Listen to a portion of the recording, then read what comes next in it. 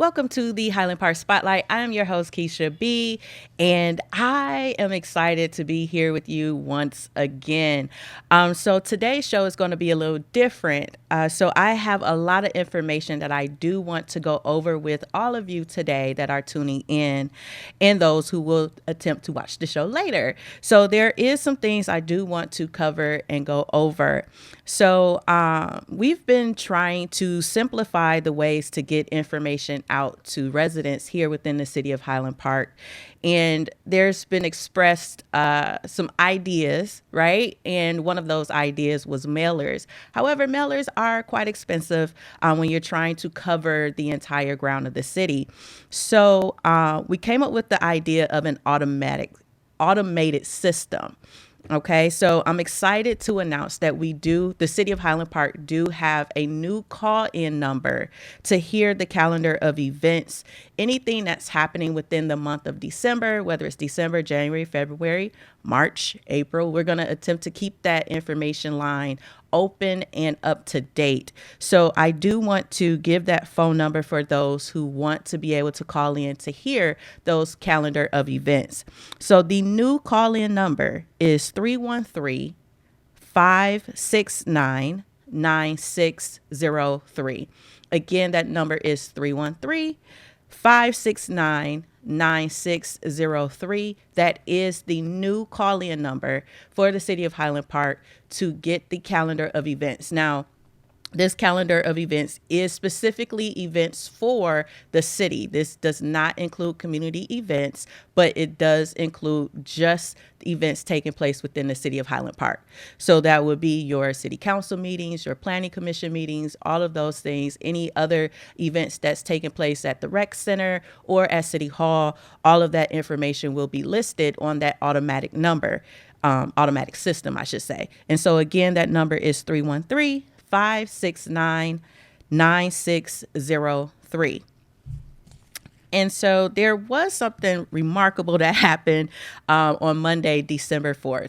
So as being part of the administration for the city of Highland Park for the last few years, residents have complained for a very, very, very long time in regards to the website. And the navigation of the city's website. And so as of Monday, December 4th, the city council did approve the resolution to move forward with the redesign process. So I am super excited about this. However, to transition all information from the old platform to the new will take approximately 3 to 6 months. Hopefully we can get it done sooner than 6 months, but because there's so much information already on the site that we want to be able to transfer to the new site, it does take a little bit of time, including the design process. So the new site will have features that will allow for you to increase the font size and to read if you have a visual disability. There will be easier navigation on both your phone and the website, on your phone and the computer for the website, and video integration, and so much more. So I do ask that everyone is patient as we work to complete this redesign, as it will take some time. But we are excited that the process has started and that we are moving forward with a new design for the city of Highland Park. I did want to acknowledge some of the previous events that has taken place and also recognize a few people. So if you were in the city this past weekend, there was the Christmas in the Park holiday tree lighting.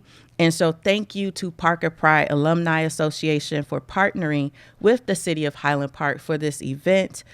It was amazing. It was so many residents and children that came out to participate and enjoy the festivities, although it did rain. We got rained out, but thank goodness we had the tent and we were able to go inside, but we all still had an amazing time. The children enjoyed their hot cocoa. They had donuts and arts and crafts. There was music and even a gaming truck. So a lot of the children enjoyed it. It was wonderful for all. So major shout out to all the partners and those that donated to make this event happen. It was great. I also want to recognize everyone who brought an ornament to decorate the Highland Park Christmas tree. Is full of beautiful decor. And everyone has the chance and opportunity to enjoy it. So if you haven't had an opportunity to take a look at the Christmas tree, please do so. You got bulbs from different businesses and residents and block clubs. So everyone participated in that, and it was just a beautiful outcome. We even had news coverage in regards to it. So we finally had some positivity around the city of Highland Park, and we hope that this is going to continue into the new year. It's a great way to end the year on a positive note. Also, there was the holiday social, which was held on the same day, which was December 9th. There was almost 100 seniors in attendance for this event. If there was food, raffles, entertainment, everyone had an opportunity to come out and have a great time. Shout out to the senior department, Bernadette Hudgens and Miss Sharon Dunford, for putting that event together. It was awesome and amazing. We've received a lot of positive feedback in regards to that event. And so we're excited to do it again next year. So also, our very own Mama Shu, and I know everybody who's watched this show or is a resident of Highland Park knows who Mama Shu is, but she was in the top 10 for CNN Heroes, and which is a huge accomplishment. So shout out to Mama Shu and all the work that she's done here in the city of Highland Park. She was recognized by an international news outlet in regards to her contributions here to the residents here in Highland Park. She was in the run for $100,000 to receive to do more renovations for Avalon Village. Although she didn't win the entire purse, she still is a hero and won $10,000 to move forward to build up Avalon Village even more. So that was a great opportunity for Mama Shu to be recognized by CNN, which was awesome. So there are a few upcoming events that I do want to make sure that everyone is knowledgeable of. So this Saturday, December 16th, is CAD Winterfest. This is free for all children, adults, seniors, anyone that may be disabled or aged out of foster care youth. Please, you can come out on December 16th at the Ernest T. Ford Rec Center from 12 p.m. to 2 p.m. Pick out whatever you want or need. So there will be bags and boxes or suitcases. Whatever you can stuff inside is what you can take with you. So they're asking that all of those that are in need of anything, or if you know of anyone that is in need, to please come out December 16th, which is this upcoming Saturday from 12 p.m. to 2 p.m. at the Ernest T. Ford Rec Center. They will also have a 2023 snowman decorating contest. So if you are creative, this is your opportunity to win this contest. You can create your snowman out of snow, styrofoam, pillows, balloons, whatever you can think of. So if you have an idea in mind and you want to participate in this snowman contest, please do so. They are looking for a winner right now. So whatever you can think of, please take a photograph of your snowman. So they want you to take a photograph of the snowman by itself, and then also take a photo of you with your snowman as well. So you can email both photos to CAD at gmail.com. Again, that email is ITSTIMEFORCAD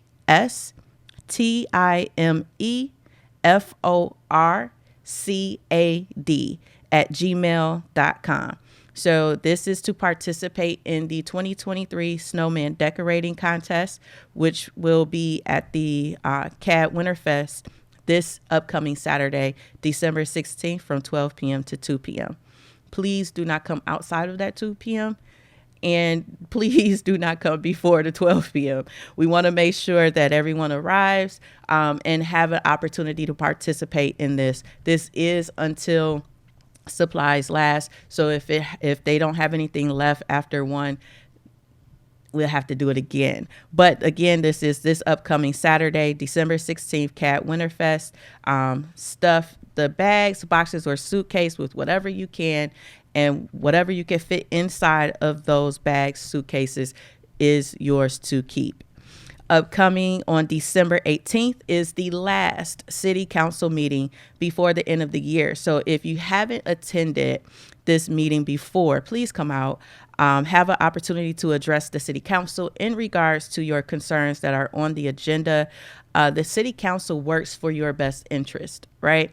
But if they are not aware of what your interests are, how can they do so? So I am encouraging every person to participate in the upcoming city council meetings, whether it is online or whether it is in person.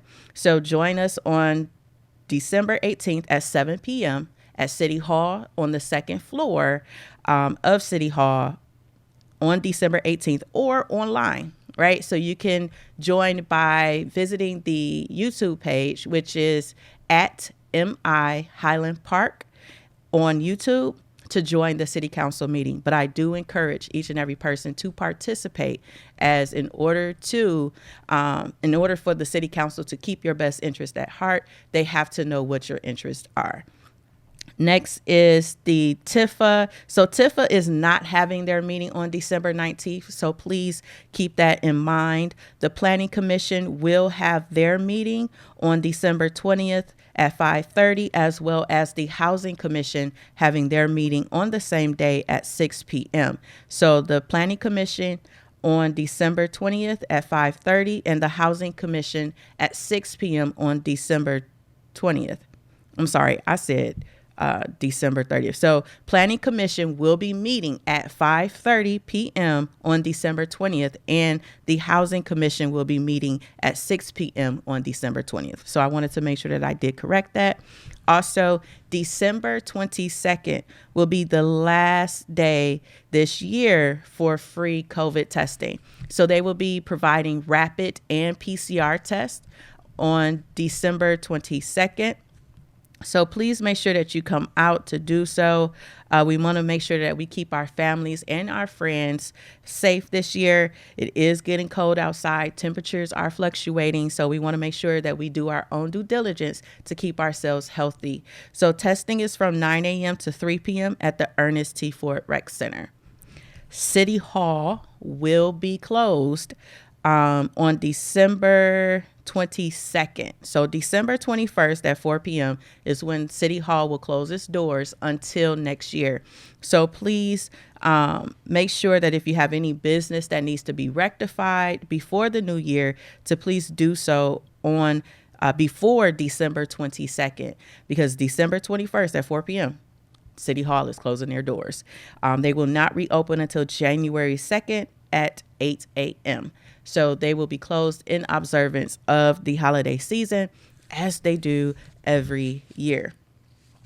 So this is something huge that I do want to announce because we haven't received too many applications. So I feel that everyone should have an opportunity to participate. The City of Highland Park has had the pleasure of partnering with Toys for Tots this year. We have enough toys for approximately 900 children. However, we haven't received many applications at all, right? So please fill out applications to receive toys for your children, for your grandchildren, for your cousins, for anyone that you know who may need some extra gifts this holiday season. So again, we have approximately enough gifts for approximately 900 children, and we want to make sure that we utilize the resources that are available to us. So this is the first time that the City of Highland Park has had an opportunity to participate with Toys for Tots in a very long time. So we want to make sure that all the children that are here within the City of Highland Park have an opportunity to participate. So if you do not have an application, you can pick up an application at City Hall, which is located on Woodward 12050 Woodward Avenue. The applications must be turned in by December 22nd. That is the last day to turn in those applications. So if you know someone who can use some holiday gifts, well, actually December 21st, because the 22nd City Hall will not be open. So December 21st is the last day to turn in those applications. So if you know someone who can use gifts this holiday season, please come grab an application. If you know any children at school, or if you work at the schools, or if you know someone who is in need, someone who may have had a hard time this holiday season, this past year, and could use some extra resources, please grab an application. We need to take full advantage of this. We are partnered with Toys for Tots this year, and we have enough gifts for approximately 900 children. So we want to make sure that we do our due diligence as far as getting those gifts out to every child that we possibly can. So we are going to take a quick commercial break. And when we come back, I have an article that I do want to go over in regards to mental health during this holiday season, as this could be a hard time for someone that you may know that is close to you, or you yourself may be experiencing something such as this. So you are watching the Highland Park Spotlight, and we will return right after this.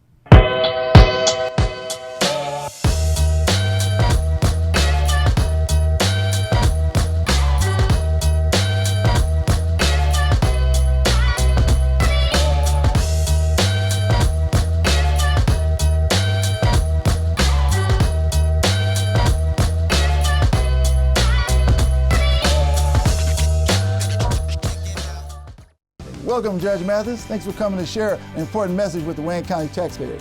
Well, thank you for allowing me to help, because Treasurer Shabri wants to work with Wayne County homeowners to keep families in their homes and prevent foreclosure. If you're having trouble making your property tax payments, let us know. We have many resources to help. Already in a payment plan? It's important you stay in good standing. Contact us at 313-224-5990 or email us at taxinfo@waynecounty.com.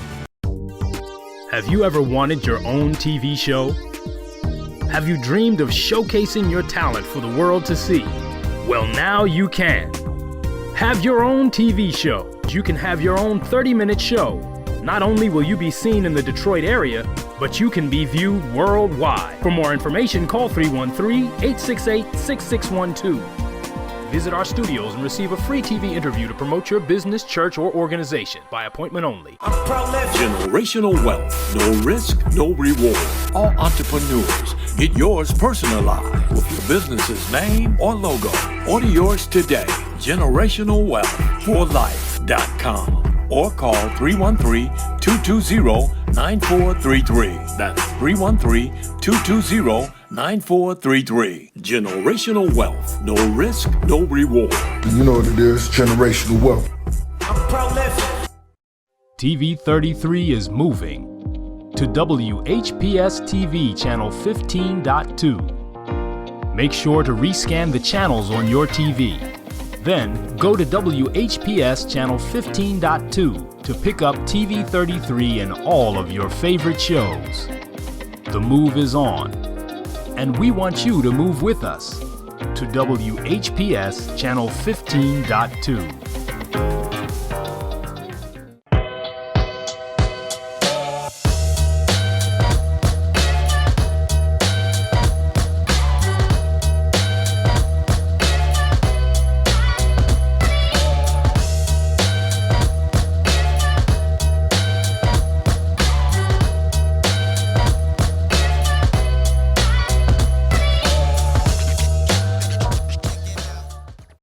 Welcome back to the Highland Park Spotlight. I'm your host, Keisha B. And I wanted to go over an important topic during this holiday season. Mental health is a huge thing. And a lot of us don't recognize sometimes when we're overwhelmed, stressed, maybe having high anxiety, depression, or whatever, right? So we all have those down times, but sometimes during certain seasons, it's a little bit more frequent than others. And so I came across an article that I do want to just take the opportunity to read to you guys, just so that you can be aware and then also help those that may be around you. Because sometimes we don't speak on our issues, but we sometimes tend to internalize it. And we need to be able to recognize when someone is dealing with some difficulty. So according to the American Psychological Association, over 38% of people said that their stress increase during the holiday season, which can lead to physical illness, depression, anxiety, and substance misuse or addiction.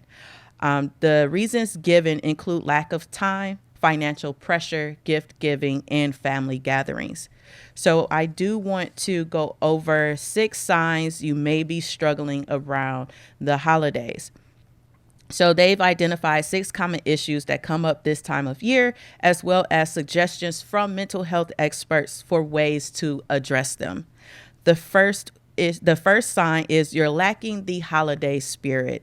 Being surrounded by cheeriness can be stigmatizing when you don't feel the same level of enthusiasm as others. The pressure to be social, happy, and present can make it difficult to speak up if you feel otherwise. You may also feel left out if your spiritual traditions aren't the dominant ones on display at this time of year. So what can you do about it?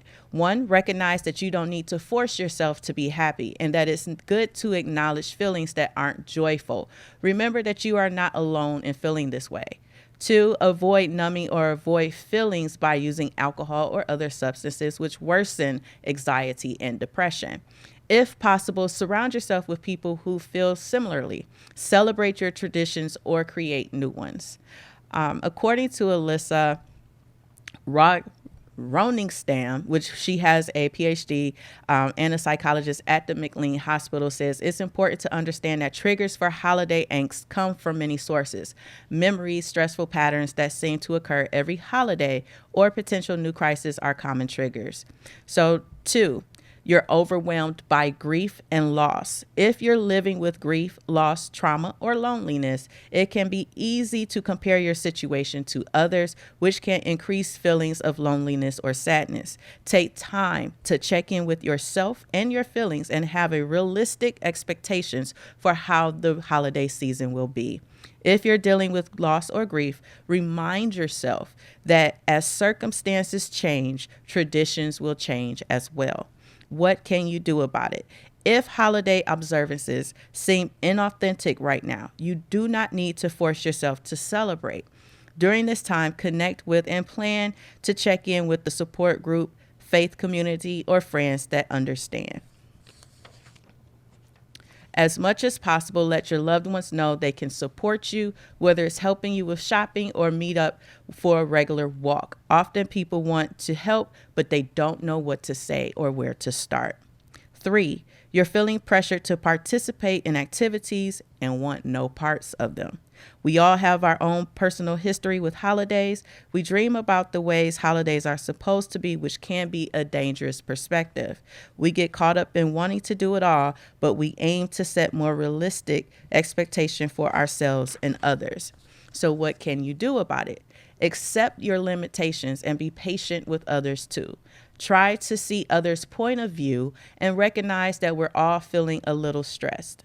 Prioritize the most important activities or schedule get-togethers for after the holidays. If you feel overwhelmed by social obligations and what others are asking of you, learn how to be comfortable saying no. It's okay to say no. Expectations to celebrate holidays in a specific way can bring up old trauma or family conflicts. For self-care, consider outlining your plan for the season. Speaking of self-care, make a schedule of when you will do your shopping, baking, cleaning. Be sure to schedule time to take care of yourself. You may choose to not celebrate at all, instead spend the holidays the way you think you should. You might opt for an activity you actually feel like doing, whether it's making your favorite dish or having a Netflix marathon. 4, you're stressed about gift giving. Advertisers will take advantage of your susceptibility, but we have the ability to put it in perspective and remind others that we are the ones creating the anxiety and we are the ones who can reduce it. Giving to others is not about spending money. And of course, what goes along with setting realistic expectations is maintaining a budget and being transparent. What can you do about it? Consider how much money you can comfortably spend and stick to the amount. If purchasing gifts for everyone is difficult, consider having a secret Santa or white elephant exchange to reduce the number of items everyone needs to buy. You can also simply let people know you're unable to give gifts this year. You can also give the gift of helping a neighbor, a friend, a family member, or a stranger. It's the act of giving that is most important than a present. Our generosity can be a gift to others because when we focus on others and less on ourselves, we tend to reduce our anxiety. Number 5, there's not much sunlight at all, and it's affecting your mood. In the Northern Hemispheres, the holidays coincide with winter's lack of available sunlight. Less exposure to natural light can lead to new or increased symptoms of depression. What can you do about it? Try to get as much sunlight as possible. To boost your mood and regulate sleep, schedule outdoor exercise in the middle of the day when the sun is brightest. If you can, work near a window throughout the day. Even outfitting your home with warm, bright lighting can help improve your mood. Many traditions this time of year incorporate candles and twinkling lights for a reason. And number 6, you're alone or feeling isolated. While it's true many of us have friends and family to connect with during the holiday season, there's also the danger of becoming isolated. If you are predisposed to depression or anxiety, it can be especially hard to reach out to others. So what can we do about it? Remind yourself of the people, places, and things that make you feel happy. Consider scheduling a regular call or video chat with friends on a weekly or bi-weekly basis, so you don't have to think twice about making the effort. Take advantage of other ways to connect, including sending out holiday cards and communicating with family and friends by phone, text, email, and social media. Calming activities such as reading, meditating, and gratitude journaling can be helpful if you don't feel comfortable in social situations. And please do not forget about self-care. We know the importance of a balanced diet, moderate exercise, and plenty of sleep. But because there are so many distractions and stressors during this time of year, we lose sight of some of the basic necessities. We need to take care of ourselves and pay increased attention to ensuring we fulfill these areas of our lives as we get closer to the holidays. So during this holiday season, please make sure that you also, if you're able, to also reach out to neighbors, reach out to family, reach out to friends, especially if someone has lost a loved one recently or have experienced any type of trauma during this holiday season. We want to make sure that we try and act in kindness and in love at all times, because we never know what the next person is going through. We never know what they may have encountered, or we never know how they may be feeling during this holiday season. So please take that into consideration. Be kind, operate in love and in empathy, and let's have a great holiday season. It's Christmas coming up. It's the new year. And before the new year, it's my birthday. So I am a New Year's Eve baby. And so I'm excited for that as well. So please keep that in mind. Operate in love, operate in kindness, operate in empathy.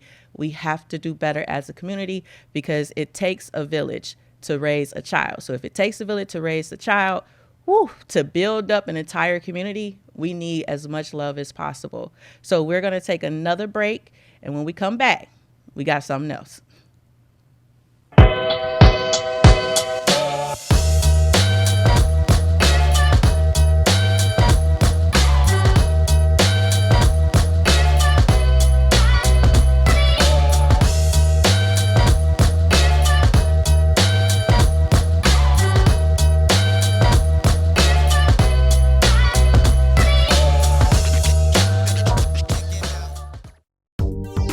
Have you ever wanted your own TV show?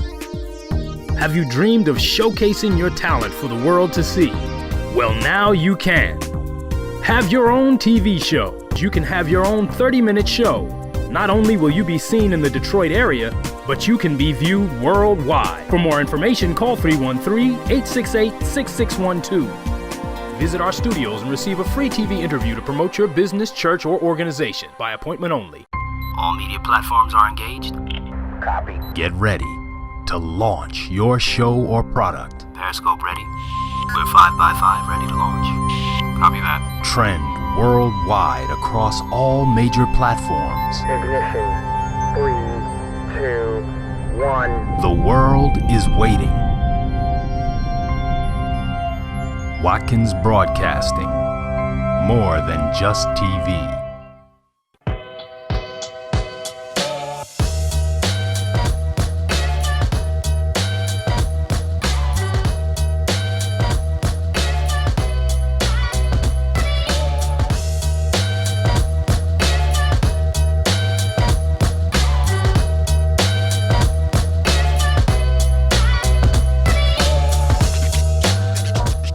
Back to the Highland Park Spotlight. I'm your host, Keisha B, and today I have Mr. Damon Garrett in studio with me today, and it's so awesome to have you here.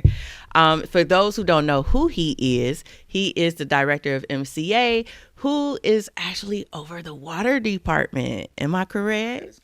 Okay, so what I need you to do is pull this mic closer. Okay. Well, I'm gonna help you get together while we doing this. All right, thank you.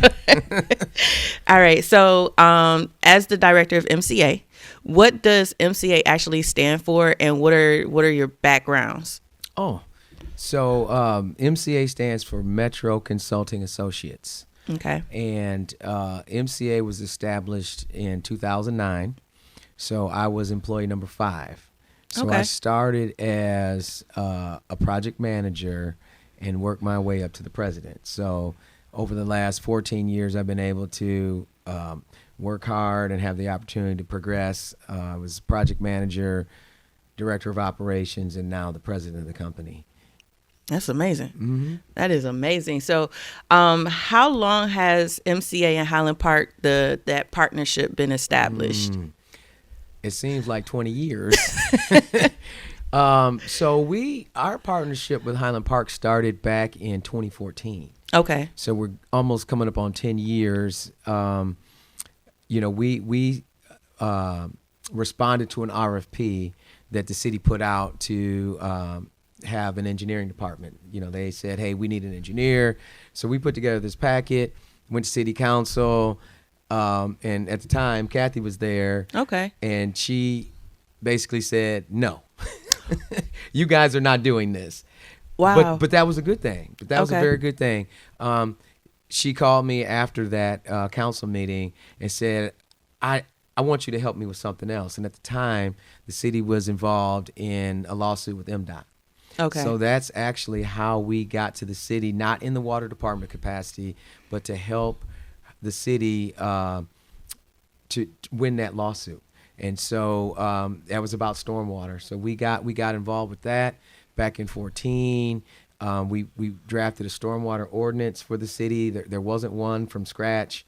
We went and kind of redid the sewer bill, and that's kind of, and then that was a year. So that was 14 to 15. Okay. And then in 15, we actually became the water department. So wow. So we submitted to become the city engineer, but we were the only bid. So the reason they threw it out is they didn't want to award it to one contractor. So they just threw it out. But she called me shortly after that, and it's been history since then. It's been in the books. Yeah, absolutely. I didn't know it started off with the MDOT, that situation with the MDOT. So right.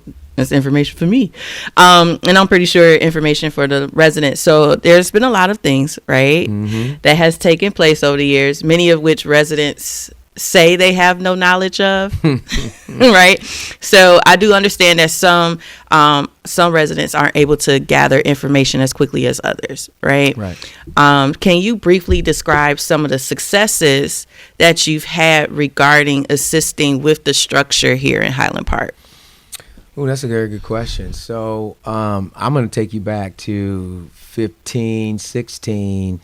And the situation that the city was in at the time was they had a contractor that was doing billing, and it was happening every quarter. So that people are only receiving bills like 3 to 4 times a year, and their names weren't on the bills. So wow. Yeah, and the bill said estimate. So it said resident and estimate. That's what the situation we came into was. So we had to literally go reestablish the relationship with the people who were in the city at the time. So basically, we had myself. A lot of people know Jarian Bradley, who works in the water department. I mean, we talked for hours and hours and hours with residents on our cell phones, building those relationships. So that's how. So a lot of that, a lot of people, we built those relationships, and they became privy to information. Right. But then, as you know, Highland Park is transient, so that was almost 8 years ago, right? So it's a new group of people here. So I do understand that maybe some of the newer people, we don't have those relationships because things have been running smoothly, and so that's kind of how information was being disseminated. Then we met people face to face. They came down to the water department. We talked to almost every customer out there. Wow. And that's how the information was initially pushed out. Okay. It's been a little bit more difficult over the last few years because it's a lot of different group of people. There's a lot of land for sale. There's a lot happening.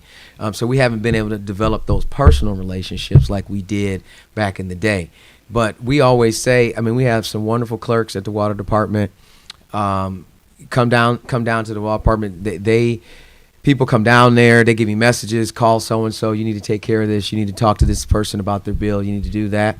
So, I mean, you can always come down to the water department and get information. There's information at the department, in the customer service center right there for people to get. And I would just say come down there. We've also tried to share some information through town halls. This is our third administration, so we had 2 back-to-back, and then now we're in this one. So, which I know in this administration, the communication is a lot broader than it had been, but we used to do some of that communicating at town hall, and maybe a few years ago we used to be able to speak at council a little bit more, and that would help people a lot because a lot of residents come to the council meetings and they would meet us after the meeting. But we haven't been able to do that as much with just kind of what's the dynamic that's been going on at the council. But a few years ago, we were able to talk regularly with people either before the meeting and after the meeting and make more presentations during the meeting. So that we would be sharing information all those ways. Wow. Okay. So as you brought up the idea of billing. Right. So I know that there was some residents that asked the question, so how is it that the billing works? Because I don't understand, Also, they've seen there was some that saw maybe an increase in their bills. So how does the billing work here for the residents in the city of Highland Park? So just at the very simplistic piece of it, the billing is based on units of water used. Okay. So, if you use 2 units of water, then you get billed for 2 units of water, right? How big is a unit? 7.48 gallons. 7.48 gallons. Yeah. That's a unit, y'all. So if you wondering, well, how many units? How much is that? So I wanted to ask that question because I got asked and I said I don't know. So wait, let me say. I think it's 748. 7.48 is the conversion from a cubic foot to a gallon. So I think it's 748 gallons of water. 748 gallons. Yeah, that's a lot of water. That is. That's a lot of water. But if you think about it, I think the average use is around 100 gallons a day. So if you add up, showers, toilet flushing, all of that cumulatively adds up. So that's so at the base of it is it's units of water, and then there's a rate associated with that. Okay. And then that's technically how your bill is calculated. I think where a lot of people have questions or don't understand is the stormwater piece, because the bill has 3 components: it's the water portion, the sewer portion, and the drainage portion. And the drainage portion is the one that people just cannot seem to get their head wrapped around, and that they really don't like. There'll be people that have vacant lots. Okay. So why am I getting a bill for a vacant lot for runoff? I don't see any water running off my lot, right? So we get a lot of questions on that, and it gets kind of technical because most of the sewer in Highland Park is combined. So that means when it rains, it goes into the sewer, and when I use my dishwasher, when I take a bath, that also goes into the same pipe. Okay. So we get billed, the city gets billed. We purchase water right now from Great Lakes Water Authority. And we get billed from them. And the part of part of our bill is the sewer, but it's broken into two pieces. It's drainage and sewer. Okay. So people, so like for example, in July, people will say, "Well, why am I getting billed for runoff? It's not even raining. Like I shouldn't be getting a bill, right? That doesn't make any sense to me, Right. Which we've said, that is accurate. But then in October through the spring, where it's raining a lot, it runoff is happening. So what happens is it ends up averaging out, right? So you have dry days and you have wet days. So the drainage and the runoff is what really we get the most questions on. So to circle back to your question, the bills, they go out once a month. It's based on your water usage. That's a part of your bill. Okay. And your sewer usage is a part of your bill, and drainage is the other part of your bill. Okay. And the stormwater runoff. Yeah. That's the portion that goes into the sewer. Yeah, from the sky. So the rain, what comes off the lot and over the curb and gets into the catch basin and goes into the sewer, that's the stormwater runoff. All right, so we got a little bit of clarity on that, y'all. I just wanted to make sure I did that specifically for my residents here in Highland Park, because I know that's a question that I was asked, and that's why I said I got to get Damon on the show, because I don't know, and this is one of the bases that a lot of people watch here, know, and so having you on the show to clear that up kind of helps them, and it also helps me. So as of right now. You guys are working on Oakland. Yes. Y'all doing this huge project on Oakland to, I don't want to call it a repavement, because you guys been digging up the street over there. Right. So what's the proper term?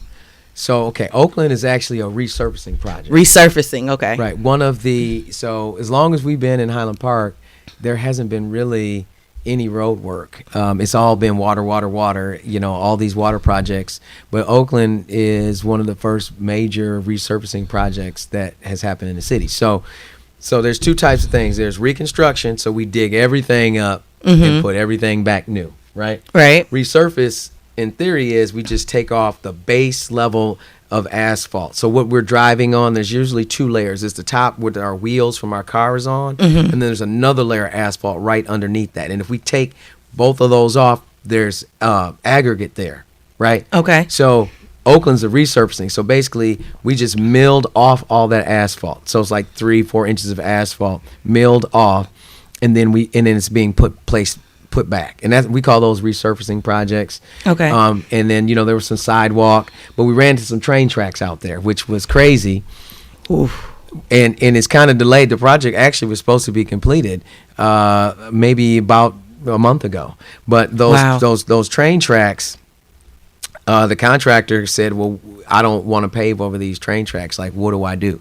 So we've been going back and forth with them and MDOT on what do we do about those tracks. So basically, we're going to end up paving over them anyway. But we had to put some more stone and do some more treatment that wasn't in the bid. So we've been trying to work through the contractor, through the state of Michigan, and that's kind of why that project's drawn out. So we got Oakland. That's South Oakland. Right. And we got North Oakland on the other side of Davison, right, which is designed. So what's happening on the south side, when that's done, the same thing is going to happen on the north side from Davison all the way to 6 Mile.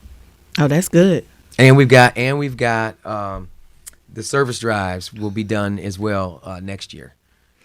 So my voice, come on now. So there's the Oakland project over by the plants on the opposite side of Davison, and then the service drives. Yep. Y'all about to have some brand new streets out here. So what is the slated time slot for Oakland right now that to finish? It should be in the next couple of weeks. They're trying to get it done because the plants actually close on November 15th. So we've really only got like 30 days left to get the job done, because that's when they stop producing asphalt, because the temperature goes down below 40 degrees. We can't get the asphalt to set up. So asphalt's usually run from like April, the middle of April to the middle of November. So that's the asphalt paving season. So, but if you get some warm days, climate change and all that, sometimes they'll extend the plant open longer. But that ambient temperature has to be above 40 degrees in order for us to pave. So, Okay. so when it starts going down, like in the morning when it's like 30 and then it's only getting up to like 41, that's the danger zone when it comes to asphalt, because asphalt is it's an oil-based type of thing. It's heat. A lot of heat is involved in that. So we can't do it when it's cold because it won't set up and form correctly. So the other side of Oakland is set to start next year around what time? So I'm not sure on the timing on that. I know we finished the design drawings on it. Okay. There's also Manchester as well right here that is in pretty bad shape. So I'm not really sure, because what happens is they do a round of funding. So we have to go do these projects, and then we kind of put them in the lottery, and then they get picked. So right now, the other side of Oakland is rated higher, but I'm not sure if it's going to happen in 24, 25, but then Manchester might happen in 24. So Got it. So, okay. so basically what you need to know is there's going to be projects this year, and it's going to be projects next year, and it's going to be projects the year after that. Y'all heard that, right? so there's going to be projects. Well, this project should be finished within the next few weeks or so. Correct. As far as Oakland. Then there's the project for the other side of Oakland, possibly 24, possibly 25. Manchester, possibly 24. Right. And then the service drives. Right. And you know what? There's also, Mary's going to get me if I don't talk about this. Stevens, Farron Park, and there's one other street. Those three, we did get estimates from contractors. That was one of the things he said, you must get that done. All right. So that is in motion. Those streets will be getting paved in the spring of next year. What streets were those? Farron Park, Stevens, and I think Winona. Oh, that's great. Those are the three. Those were some of the problem streets. They got sinkholes. Yeah. She's been on my head about those streets, especially Stevens, because we got some business owners over there that says they're impacted by the road. So, one of the things that we've been talking about, because some of the roads are in such bad shape, is basically pulverizing them and turn them into gravel roads temporarily. Now, I know that might sound crazy, but if you think we have a road with all these potholes in it and you bouncing around, so pulverized, we come in and we crunch up the pavement, right? We fill in the holes with aggregate, and then we smooth it out. So you have a smooth surface. It's not asphalt surface, but you pulverize what's there in place, and it gives you a smoother driving surface, so you're not tearing up your cars. So that's a temporary fix. Obviously, you would like to pave the road, but when you start talking about funding, all of those things, that's something that we've been doing. We've been considering in Highland Park, but we've been also talking about that in some other communities that we work in, is a way to smooth the road out, because ultimately people don't want to tear up their cars, right? Right. Bottom out, new rims, all of that. So so I think, if you can understand that, people say, well, gravel road, we don't want a gravel road, but actually, you'll be surprised that if you pulverize that road and you add some stone to it and you shape it out, that it's a lot smoother than driving down holes and patches. You patch the street, then the patch sinks in. It's just not smooth. Ultimately, the residents want a smooth driving experience. Right. So I just want to throw that out there so for people who are listening, those are some things that we've been talking about. It's not a bad thing, because I've done, especially in my travels, I like to drive, y'all. I'm that person that will jump in a car and just take a road trip at any given time. And there's a lot of communities, especially down south, to where it's gravel roads, to get to their homes and whatnot. So it's not necessarily a bad idea. I just think because it's such a different idea that maybe some of the residents may be like, I don't know about that, but looking at it from that perspective and using it as a temporary solution until we're able to actually pave the roads might not be so bad. Yeah, right? we might, if we can, Your mic right here. Okay. I'm not used to this TV thing, so she gonna keep me right. But we might try to do a pilot, like a block. We find a block, maybe it's one that doesn't have a lot of homes on it, just to do that, just to get people on that to see what it's like, so they're not afraid of it. It's not. I mean, as being a professional engineer, I wouldn't be recommending something if I didn't think that it was a viable option, right? But I just think that, and the other benefit about that is once you do that, when you do get the funding to come in, you can put the asphalt right down on that, right? So it's smooth. Oh, okay. Right, and so then you're just putting the asphalt down. So, a road is aggregate and then asphalt, just like we were talking about Oakland. That was we replacing the asphalt. But if what we're talking about is shaping a road and basically prepping it for asphalt, it's almost like phase 1 is we're going to get the aggregate down, we're going to smooth it out, and phase 2 we're going to come back with the asphalt. So I just want people to, I want to put it out there so people can know, and we want to fix the streets, but obviously we've got a lot of roads to repair. And we didn't years ago, the administration said, hey, we got all this infrastructure, we don't want to we don't want to fix the road and then come back and have to do the infrastructure. Right. So, but then now we're kind of in a situation where we've replaced about 20% of the water main now.